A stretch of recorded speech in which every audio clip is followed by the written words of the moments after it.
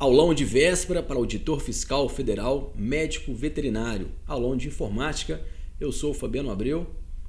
Vamos dar continuidade aqui ao nosso curso, nosso aulão, na verdade.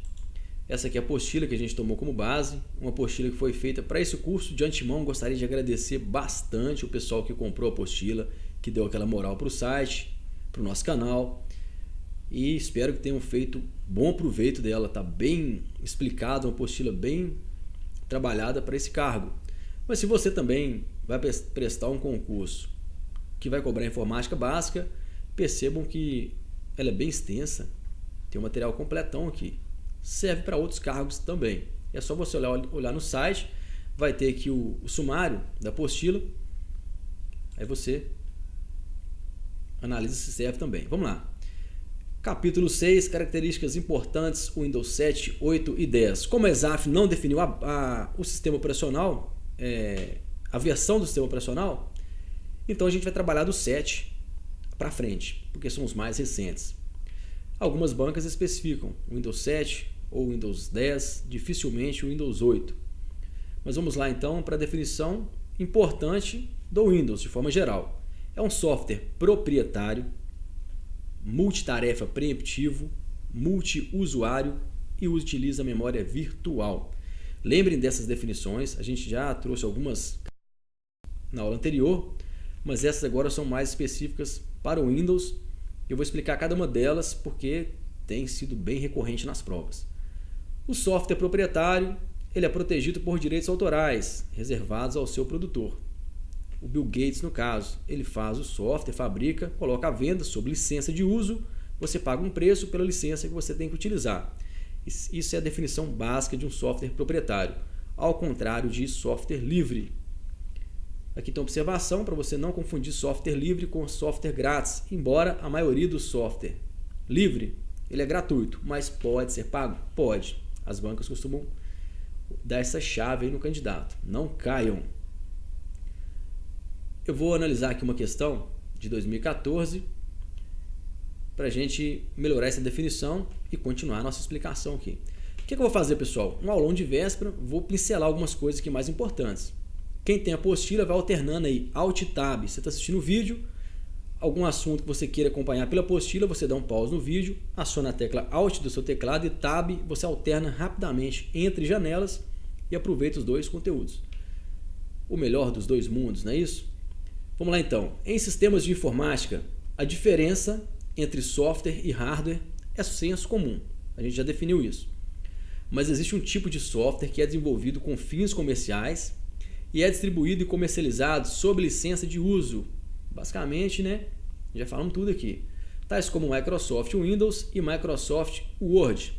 Com base nessas informações, é correto afirmar que esse tipo é o software básico. Não, na verdade o Windows é um software básico, mas o Linux também é. Aqui a gente está falando sobre licença de uso, fins comerciais e tal. Então é um software proprietário, é a letra B. Pacote de escritório é o suíte de escritório, que a gente vai dar uma pincelada também nesse curso aqui antes da prova, de forma bem específica, para ver se cai alguma coisa, né? É aquele pacote, por exemplo, Microsoft Office, que tem lá o Word, Excel e PowerPoint. Você instala através de um pacote só, você instala vários aplicativos. É chamado também de suíte de escritório. O software livre é o contrário da definição dessa questão. É aquele software de código fonte aberto e tudo mais. Inteligente, aqui não tem nada a ver. Gabarito, letra B, software proprietário. Mas vamos continuar as definições. Prestem bastante atenção, pessoal. Multitarefa preemptivo. O que seria isso? Vou explicar de forma prática. Eu estou aqui, por exemplo, utilizando um leitor de PDF, utilizando um microfone, uma placa de som para captar meu áudio. Estou fazendo a gravação aqui, várias tarefas ao mesmo tempo. Ele é multitarefa. Poderia ainda estar executando aqui um download em segundo plano e, por exemplo, com o meu HD externo transferindo dados para o computador. Eu coloco aqui para transferir 5 GB, 20 GB. Vai demorar um pouco. Enquanto eu gravo, ele processa, e isso se a minha máquina aguentar, se ela for uma máquina boa. Mas o fato é o seguinte, para o usuário ela está fazendo várias tarefas ao mesmo tempo. Para o processador, o processo de preempção é o seguinte, ele vai pegar lá uma lista, como se fosse o encarregado ali, com a prancheta na mão, e vai, tudo que vai entrando no processamento para ser executado, ele vai listando. Anota tudo. Processamento 1, leitor de PDF, prioridade 1. Gravar áudio, prioridade 2. Capturar vídeo, prioridade 3. Só exemplo, tá? Não sei a ordem que o processador faz isso lá dentro. Isso aí é um algoritmo específico lá que vai determinar. Ele define as prioridades. Com base no controle de tudo que está sendo processado e prioridades, ele vai trocando. Opa, agora a prioridade é esse. Opa, agora a prioridade é aquele. De forma muito rápida. Por quê? Quando você fala assim, um processador Intel i7 2.8 GHz, é 2,8 bilhões de ciclos por segundo.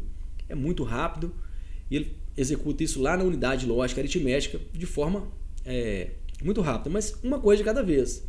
Para o usuário, então, ele está fazendo tudo ao mesmo tempo. A gente está vendo aqui o leitor de PDF, a gravação de som está entrando, o áudio está sendo tudo processado.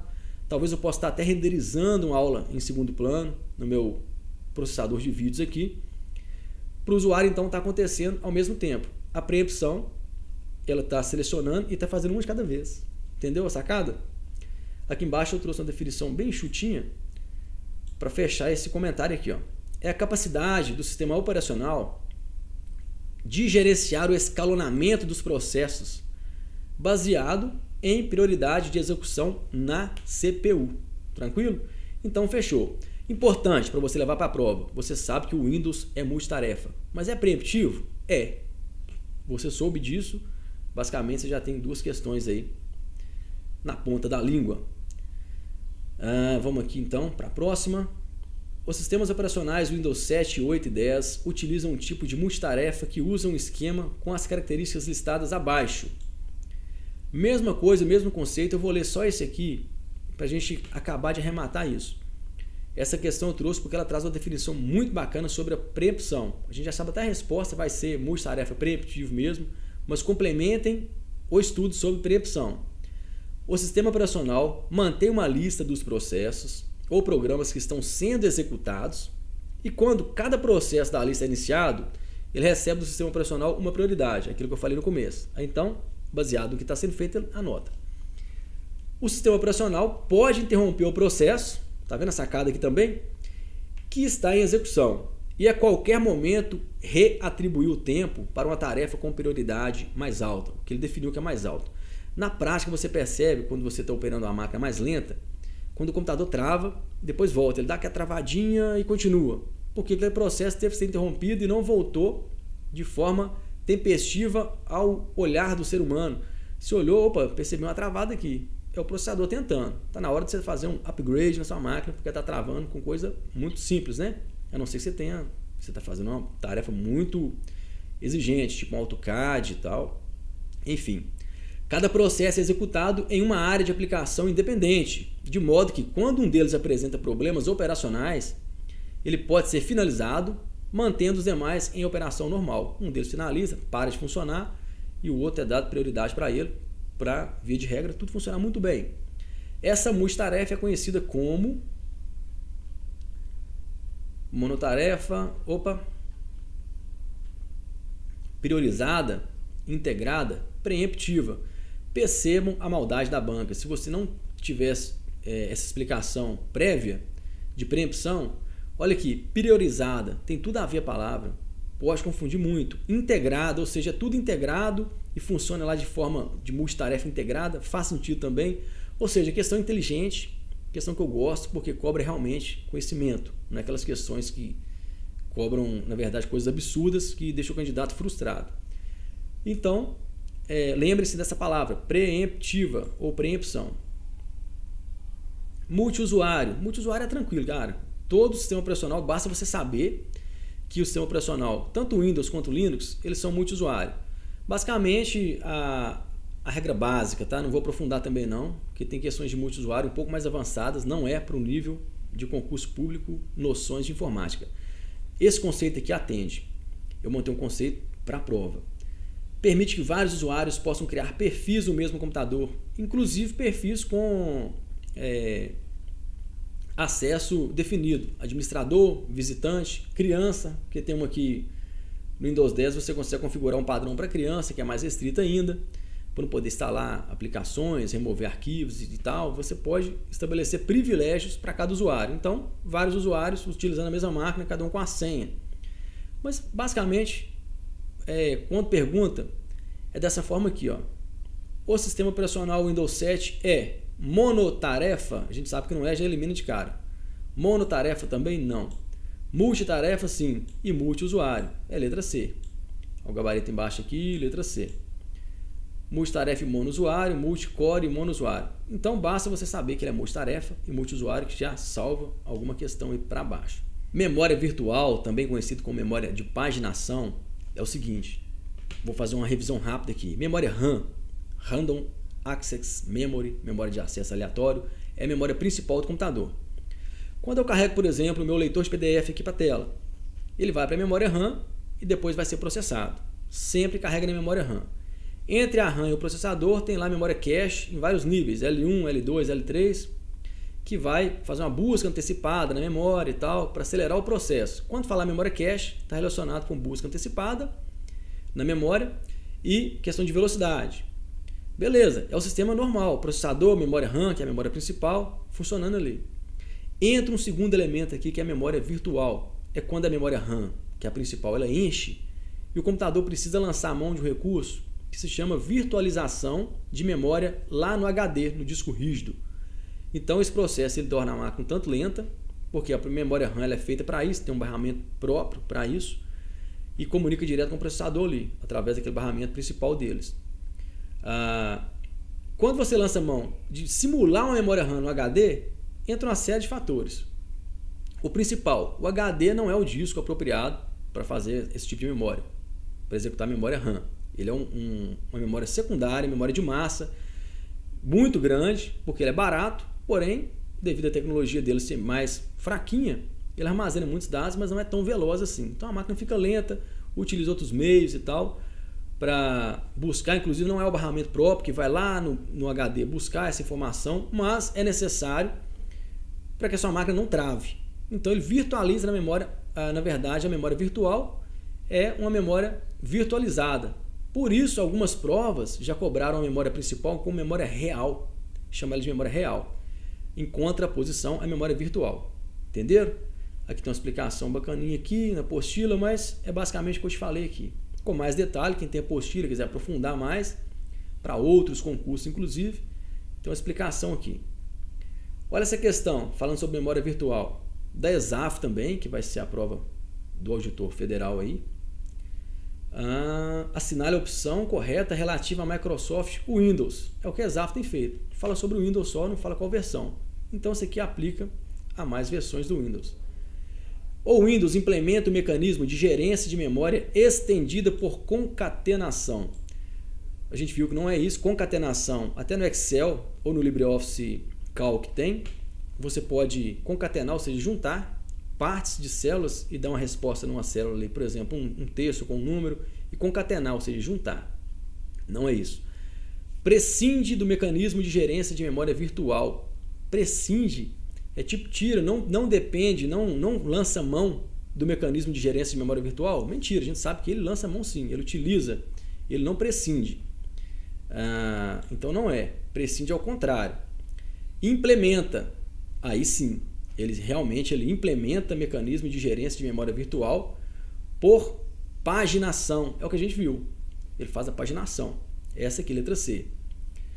A letra D vem aqui, ajusta o mecanismo de gerência de memória dedicada por clusterização. Clusterização é uma técnica de agrupar processos semelhantes, então não tem nada a ver, aqui pode ser vários processos, a memória virtual não faz isso, ela utiliza qualquer tipo de processo e vai jogando um HD ali para simular a memória RAM. Não está clusterizando nada que é comum, dados comuns. Tranquilamente? Implementa o mecanismo de gerência de contextos virtuais por clusterização. Também não. É basicamente você saber que ele lança mão de memória virtual por paginação. Ok? Bom, aqui a gente vai dar uma analisada na área de trabalho do Windows 7. Essa aqui é a área de trabalho do Windows 7. Vamos definir algumas coisas aqui. Eu tenho certeza que você já bateu o olho e falou assim, isso é muito fácil. Mas vamos ver, tem coisa aqui que confunde.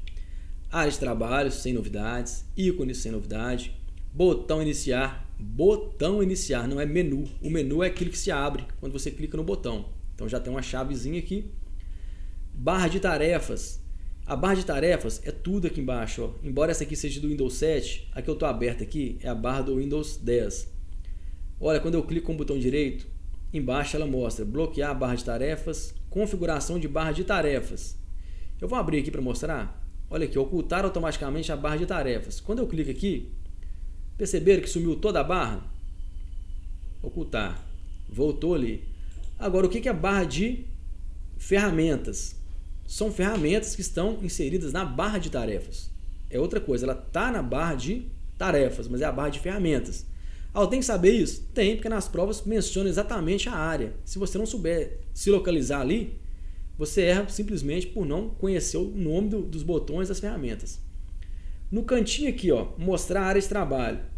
É onde eu fico aqui. Eu vou até dar uma saída rápida, quer ver? É isso aqui, nesse cantinho. Ó. Tá bem aqui no final. Quando eu clico com o mouse, ele mostra a área de trabalho. Quando eu clico de novo, é bem no cantinho aqui. Ele mostra a área de trabalho novamente. Está aqui. A área de notificação também. É aqui onde está o horário. Mostrando aqui se está acessada a rede. Olha aqui também. Ó. Se tem internet, se tem Wi-Fi. Como é que está o som. Por aqui, ó, PT Brasil, tá vendo? É português. A área de notificação está aqui. Quando chega algum e-mail, por exemplo, eu posso clicar aqui se eu tiver ativado essa função. Principalmente no Windows 10 aqui, ele tem uma função de mostrar meus e-mails e tal. Está aqui na central de ações no cantinho. Então a área de notificação é essa área aqui. Ícones de inicialização rápida e botões de aplicativos abertos. E esse aqui é bacana o seguinte. É a mesma coisa? O ícone de inicialização rápida são os ícones quando você liga o computador. Agora, quando você abre uma aplicação e ele fica em destaque, por exemplo, o leitor de PDF está aberto aqui, o explorador de arquivos também está, ele já fica em destaque. E se eu tiver mais que uma aplicação aberta, por exemplo, vários documentos do Word abertos, eles vão ficar agrupados em um ícone só, mas eu posso mudar isso em configurações da barra de tarefas. Não vou fazer isso aqui, é só para você conhecer. Ok? Então essa tela aqui é importante que você conheça esses elementos. Compensa você, como eu saí da frente aqui, né? Compensa você parar e dar um print se você não tiver apostila e memorizar isso, talvez até imprimir isso aqui. Ajuda bastante. Vamos analisar uma questão aqui bem basicona que trata disso. O Windows 7 permite organizar as janelas abertas de diferentes maneiras. Considere que o usuário deseja abrir as janelas umas sobre as outras, com a barra de título de cada janela visível e apenas com o conteúdo da janela superior visível. Então ele está falando basicamente o seguinte, ele quer mostrar as janelas aqui só com o título e a barra de título visível em cima e uma sobre a outra, e mostrando o conteúdo só da janela da frente. Nesse caso, o usuário pode clicar com o botão direito na barra de tarefas e escolher o comando janelas em cascata, mostrar a área de trabalho, mostrar janelas empilhadas e mostrar todas as barras de títulos. Essa aqui poderia confundir um pouquinho, né? Mas não tem nada a ver. É janelas em cascata. Percebam que essa questão é fácil porque ela já fala, se você analisar bem o contexto aqui, as outras caem por terra, porque mostrar a área de trabalho eu já vi, vocês já viram que é aqui, ó, mostrar a área de trabalho ela some, não vai mostrar título, não vai mostrar nada. Mostrar janelas lado a lado, tem essa opção aqui também, ó, mostrar lado a lado. Mostrar janelas lado a lado, tá aqui, ele vai mostrar assim, ó, lado a lado, uma do lado da outra. Deixa eu voltar para o meu PDF aqui, né?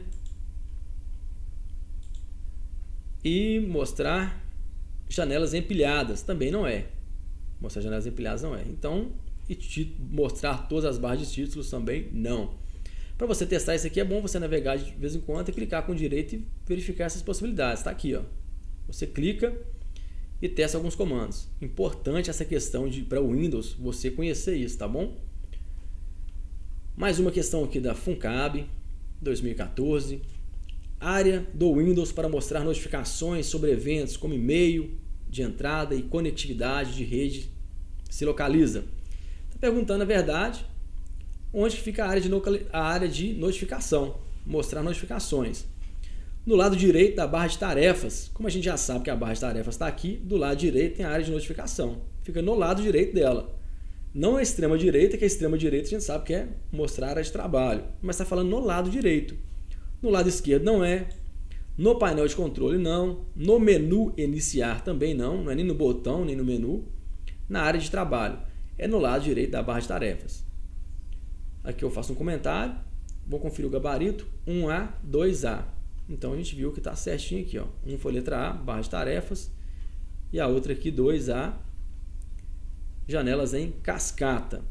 Em relação ao Windows 8 e 8.1, a gente não vai aprofundar muito, porque é pouco cobrado, na verdade. Essas versões não deram muito certo, não. Mas ela foi precursora do Windows 10, porque ela lançou a interface Metro, que é aqueles bloquinhos e tal, que tá aqui, ó, tá vendo esses blocos, para ter ideia de um tablet. Porém, tiraram aqui o menu inicial, o pessoal não gostou muito, não, na verdade, não foi bem aceita. Então, passou muito rápida e logo já veio o Windows 10. Então, tem o Windows 8, ficou um ano. O Windows 8.1 veio logo na sequência, em 2013, né? 2012 foi o Windows 8, em outubro. Em outubro de 2013 já veio o Windows 8.1. Aí, uma das principais novidades era isso aqui, ó. O pessoal tentou fazer com que o seu computador se tornasse um tablet, com touchscreen e tal. Mas o pessoal que quer utilizar desktop é aqui mesmo, clicando no menu iniciar, no botão do menu iniciar e tal. Não gostaram. Na verdade, se você não instalou, tem o Windows 7 e vai migrar, já migra para o Windows 10 porque é novidade. Ele está aqui. Esse aqui já é a interface do Windows 10, aí volta o menu iniciar aqui, aí o pessoal, opa, voltou de novo, o menuzinho aqui e tal, voltou um pouco diferente, associando aqui os blocos, os tiles do lado aqui, mas tá aí de volta e o pessoal está gostando bastante, leve, uma aplicação bacana. Vou fazer alguns comentários rápidos aqui e vou passando a apostila, o que eu achar que é pertinente aqui para a nossa prova. Retornou, já falei, vamos descer aqui. Detalhe da interface, os tiles, azulejos ou ladrilhos ajustáveis, é isso aqui. Central de ações, vamos ver aqui. Central de ações está do lado de cá, como eu já até comentei, tem essas funções aqui.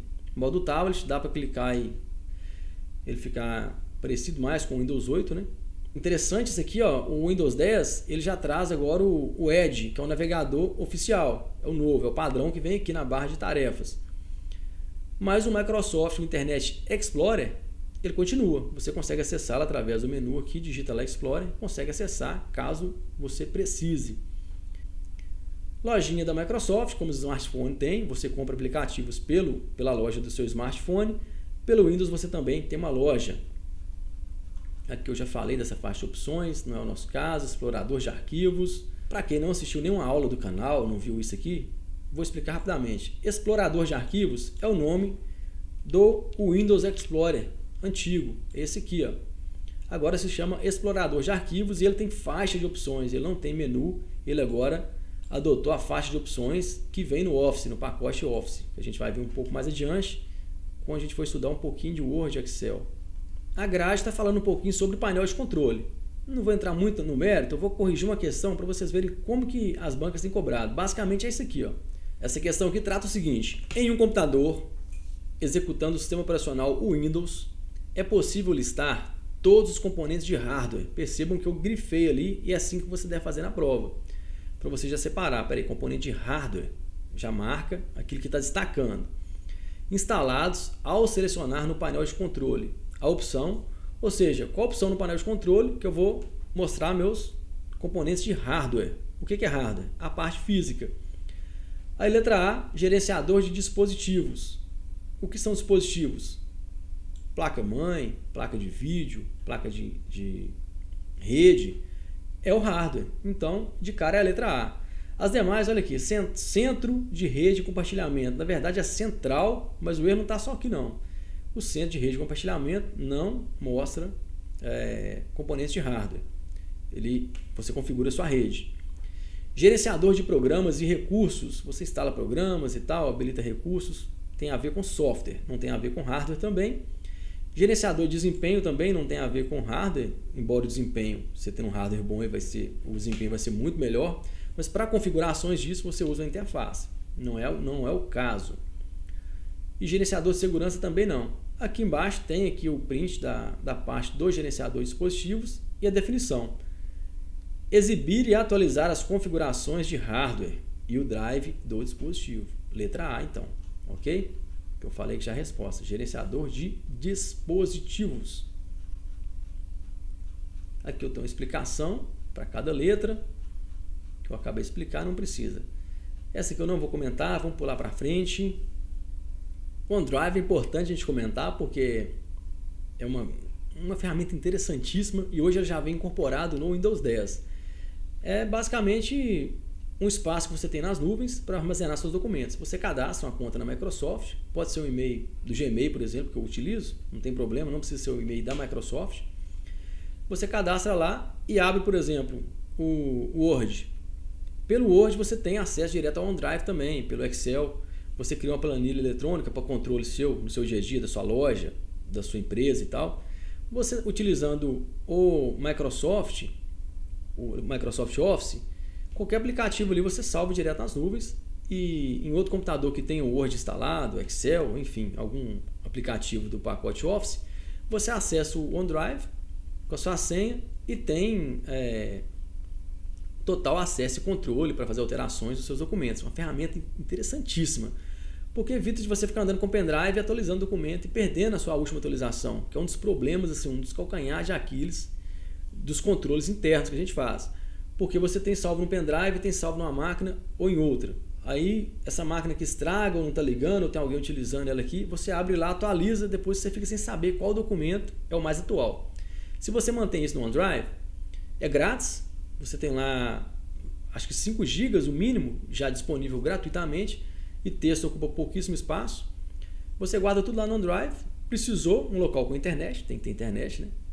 Você acessa, atualiza, salva, quando você chegar na sua casa ou no escritório, vice-versa, vai estar lá atualizado. Então é uma ferramenta interessante, importante, te ajuda bastante. Eu uso o tempo todo. Se você não está utilizando, passe a utilizar, que ela salva bastante. Acesso rápido, que não vou entrar nesse mérito também, porque está muito específico do Windows 10, e como a Exaf não definiu qual é a aplicação, a gente está trabalhando as questões mais genéricas. Essa dica do Darth Vader, o pessoal gostou bastante. Eu montei no curso do TJMG e expliquei isso lá. Até liberei esse material para download. Essa questão já apareceu em curto período de tempo, ela apareceu 2 vezes, perguntando o seguinte: quais caracteres você não pode utilizar para criar um arquivo e nomear uma pasta no Windows? Você não pode utilizar esses caracteres aqui, ó, do Darth Vader. São 9. Então, dá uma olhada aqui. Eu desenhei o Dart aqui, ó, são as 3 barras, maior e menor, aspa, asterisco, 2 pontos e interrogação. São esses. Na verdade, você monta esses desenhos aqui, dá um print nisso aqui, ó, e armazena. Olha aqui, bem parecido mesmo com o Dart, tá vendo? Aí você memoriza. Esses caracteres você não consegue, olha aqui, não consegue nomear ou criar arquivos. Quer ver? Quando você tenta, ele já te mostra aqui, ó. Vou pegar na própria Exaf aqui, vou dar um Ctrl Shift N, vou clicar aqui, vou escrever teste e vou tentar colocar uma barra. Aí aparece aqui, ó, 1, 2, 3, 4, 5, 6, 7, 8, 9 caracteres que não pode ser utilizado. Ele vem te dar mensagem. Os nomes de arquivos não podem conter nenhum dos seguintes caracteres. Como você faz para memorizar isso aqui em 1 milhão de caracteres existentes? Eu desenhei esse Dart aqui, achei interessante. Eu não esqueço mais. Se surgir dúvida, eu imagino, já começa aqui pela 2 pontos, a interrogação, como se eu estivesse perguntando. Qual que eu não posso? 2 pontos. E monto o Darth Vader. Eu já expliquei isso aqui no TJ, não vou explicar com muito detalhe aqui, mas fica aí para você memorizar caso aconteça. Teclas de atalho eu vou deixar aqui, o pessoal quiser fazer um print nessa tela. Não vou comentar a tecla de atalho, que isso depende de treino, isso depende mais de você treinar, executar no dia a dia. Além delas serem muito úteis para acelerar seu processo no dia a dia, são muito cobradas pelas bancas. Então, dá um print e tenta memorizar o máximo delas, porque por eliminação você acerta muitas questões. Tem aqui bastante, tá vendo? Pode dar um print aí, caso você não tenha o material, dá um print e anota algumas. Imprime isso aí. Olha aqui uma questão bem atual de 2017, perguntando sobre a Cortana. O Cortana assistente ou assistente, né? A gente chama de a Cortana por causa da voz, mas é o assistente virtual da Microsoft que permite o usuário que o usuário faça consultas e pedidos por meio de interação por voz ou texto. Está disponível em português no Windows XP 7, 8, 10. No caso aqui, Windows 10. Já estudamos isso nessa apostila e sabemos que se trata de uma novidade do Windows 10 para PC. Contudo, é importante saber que ele está presente no Windows Phone 8.1. Então não é lançamento, exclusividade do 10 não. Mas como a questão não deu opção aqui, é o Windows 10. Com base naquele estudo lá do Darth Vader, resolva essa aqui e depois você volta. Tem várias questões, não vou comentar todas. Se você quiser fazer um print e tentar resolver, são questões diversas sobre o Windows. Eu vou adiantar isso aqui para a gente passar para um outro material. Bom, pessoal, eu dei essa explanada sobre o Windows, primeira e segunda aula. Na próxima agora, eu vou ver se eu gravo na sequência aqui, vou tomar um café, volto, gravo, já vou postar ela de imediato. E vou falar um pouquinho sobre internet e intranet, beleza? Se você está gostando, deixe seu like, dá uma moral pro canal, ajuda a gente a divulgar o material. E se inscrevam também para ficar por dentro das novidades de informática, sobretudo de concursos públicos. Beleza? Te espero então na próxima videoaula. Um forte abraço e até lá!